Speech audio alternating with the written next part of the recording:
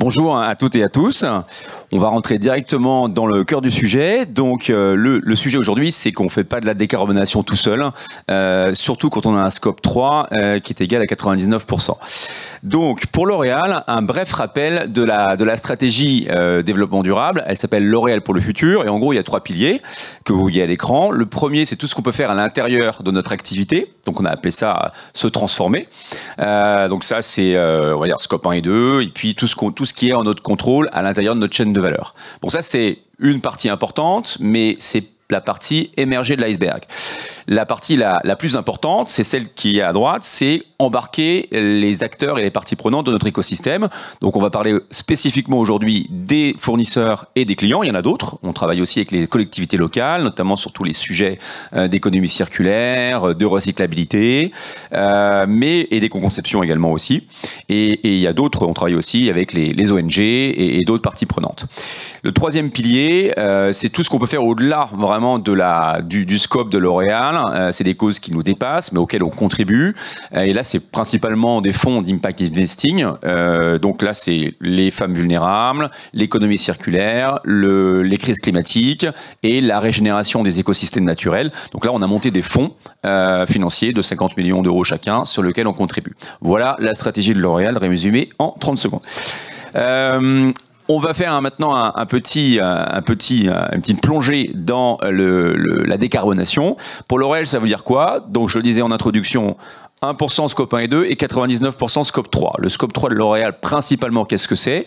C'est d'abord les matières premières. C'est de loin le premier poste. Le packaging, les emballages. La phase d'usage. Donc, en gros, l'énergie consommée pour chauffer notre douche. Voilà, c'est assez important. Donc, ça veut dire aussi des produits qu'on va imaginer chez L'Oréal pour décarboner cette partie-là. Les médias, tout ce qui est digital média, ça a aussi un impact qu'on sait calculer chez L'Oréal depuis quelques années, assez récemment, mais sur lequel on a déjà des plans d'action avec des fournisseurs spécialisés dans la tech. Le transport, la distribution, et voilà, en gros, c'est principalement les gros piliers de décarbonation du groupe L'Oréal. Après, il y a plein d'autres choses, mais ça, c'est les principaux. Des engagements. Donc les engagements, on a resoumis il n'y a pas très longtemps, en avril dernier, à SBTi, notre stratégie de décarbonation pour être aligné 1,5 degré. Ça veut dire moins 57% scope 1 et 2 d'ici 2030 et moins 28% du scope 3 d'ici 2030. C'est là, sur ce moins 28%, qu'on a besoin des parties prenantes et particulièrement des fournisseurs et des clients.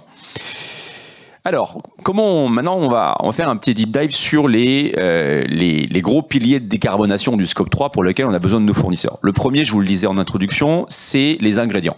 Les ingrédients, on peut rien faire tout seul.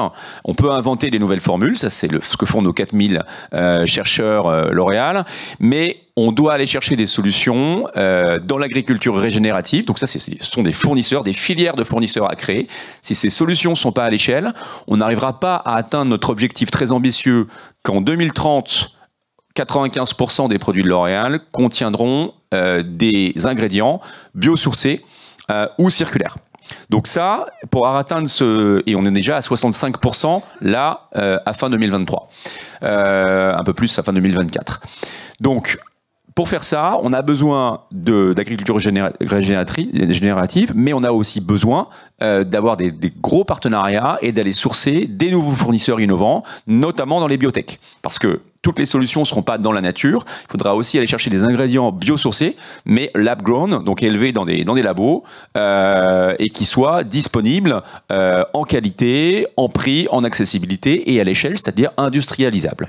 Donc ça, on a énormément de partenariats avec des fournisseurs. Et là, c'est intéressant, ce n'est pas forcément des gros fournisseurs. Ça peut être des startups de toute petite taille, mais qu'on va contribuer, qu'on va aider et qu'on va aussi financer pour notamment la phase d'industrialisation, puisque nous, on a besoin aussi de quantités importantes de matières premières. Donc ça, c'est vraiment le premier poste sur lequel les fournisseurs sont essentiels. Deuxième poste, c'est le packaging.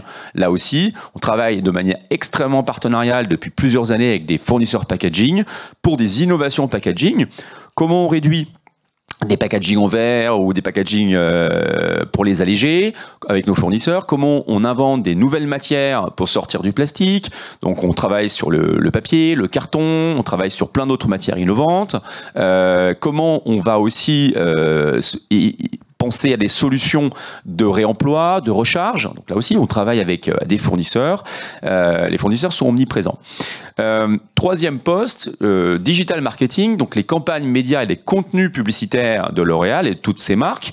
On travaille là aussi avec des startups qui nous aident à décarboner cette partie-là, soit en compactant et en réduisant le contenu, en optimisant le contenu média. Et ça, il y a des résultats assez spectaculaires en termes de décarbonation. On peut réduire de moitié quasiment en travaillant sur ces paramètres de réduction des assets médias. Mais aussi quand on diffuse sur les plateformes, réseaux sociaux notamment, des contenus publicitaires et des contenus médias, il y a plein de moyens aussi de décarboner. On travaille avec Impact Plus là-dessus, donc un fournisseur extrêmement intéressant, parce que en fonction de l'heure ou du mode de téléchargement d'une publicité L'Oréal, on peut diminuer de manière de 35 à 50% l'impact carbone. Donc voilà, il y a plein de paramètres sur lesquels on joue. Et pour ça, on a besoin aussi de travailler avec des partenaires et des fournisseurs. Les PLV, donc toutes les publicités sur le lieu de vente et les meubles que vous voyez en magasin ou chez nos clients, hein, chez Carrefour, chez Sephora et tous les autres, ça aussi, on travaille avec des fournisseurs pour penser des PLV éco-designés, éco-conçus, pour aussi mettre de l'économie circulaire dans les PLV et pour diminuer notre impact carbone. Ça se fait avec des fournisseurs innovants, notamment nos fournisseurs de PLV. Et puis évidemment le transport qu'on décarbone, là aussi ça se fait pas tout seul. On va chercher des solutions de décarbonation du transport. En Europe, on a massivement eu recours au train. On a fait beaucoup de switch entre la route et le train. On a énormément de produits L'Oréal qui voyagent en Europe avec le train, mais on travaille aussi bien sûr avec nos fournisseurs pour verdir et décarboner les flottes de camions, notamment bien sûr l'électrique, mais surtout aujourd'hui le biofuel, puis qu'il y a une solution, en tout cas à court terme, qui est extrêmement intéressante et qui permet de décarboner quasiment de 80% les transports de nos marchandises. Alors, c'est très bien tout ça, mais comment on aide les fournisseurs et comment on noue des partenariats encore plus profonds? Quelques exemples. On a développé il y a 2 ans, pour nos fournisseurs stratégiques, ceux qui vont vraiment nous aider à avoir un impact et à atteindre cet objectif de moins 50% en 2030, on a créé une plateforme de partage de bonnes pratiques qui s'appelle les Green Vibes. Donc uniquement nos fournisseurs stratégiques peuvent y avoir accès, bien sûr. Et là, on donne de l'accès à l'expertise. Donc il y a des experts L'Oréal en décarbonation qui vont aider nos fournisseurs stratégiques à décarboner soit leur process industriel, soit leur process de transport, enfin toutes les phases de décarbonation. Accès à l'expertise, partage de bonnes pratiques qui sont d'ailleurs en ligne sur un site web qui leur est dédié, où ils peuvent consulter toute une série de bonnes pratiques et de business case pour décarboner leur activité, en benchmarkant avec aussi tout l'écosystème de fournisseurs. Donc ça, c'est L'Oréal qui structure ce contenu. Et puis, on est allé encore plus loin il y a pas très longtemps. Il y a quelques semaines, la semaine dernière, on a annoncé publiquement qu'on lançait un fonds d'impact c'est une solution de financement pour nos fournisseurs pour les aider à décarboner. Donc là, c'est 50 millions d'euros apportés par L'Oréal.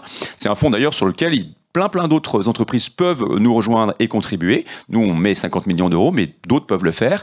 Et on s'est associé chez Navari, une société de financement. Et en gros, on va proposer plutôt à des PME qui ont plus de difficultés que les grands groupes à trouver des solutions d'accès au financement, de financer, à condition qu'elles s'engagent évidemment sur des cibles de décarbonation d'ici 2030, mais à financer des gros investissements industriels par exemple, qui ne pourraient pas se financer tout seuls pour verdir et décarboner leurs activités. Donc c'est du process industriel, ça peut être du transport vert, ça peut être plein de choses pour décarboner les activités des fournisseurs. Et c'est vraiment pour les PME. Donc ça, c'est quelque chose qu'on a annoncé qui est un peu une première mondiale la semaine dernière, pardon. Et je pense qu'on va être suivi par pas mal d'autres grands groupes parce que c'est bien de dire aux fournisseurs stratégiques parfait, 2030, on vous attend sur moins 50% de décarbonation, soumettez vos objectifs à SBTI, mais si on les laisse tout seuls et qu'on relève les compteurs en 2029, c'est un peu facile. Faut les aider aussi en les aidant sur les points de blocage qui sont particulièrement les gros investissements nécessaires à la décarbonation. Et là, il faut des outils de financement, comme Solstice. Les clients. Je finis là-dessus. Donc les clients, n'oublions pas les clients, les fournisseurs c'est bien, les clients c'est mieux aussi. Les clients, donc là on a développé il y a 3 ans sur la zone Europe de L'Oréal des Green Joint Business Plans avec 4 piliers. Donc par exemple, on va décarboner l'activité avec nos clients principaux en faisant la promotion des recharges, donc les refills. On va, pareil, optimiser les PLV sur le lieu de vente pour en proposer moins, mieux, éco-conçu, recyclable, réutilisable. Et on va décarboner ensemble le transport et en jouant sur les fréquences de commande ou sur des moyens de transport vert. Tout ça main dans la main avec nos clients distributeurs. Et j'en ai fini là et je vous remercie de votre écoute.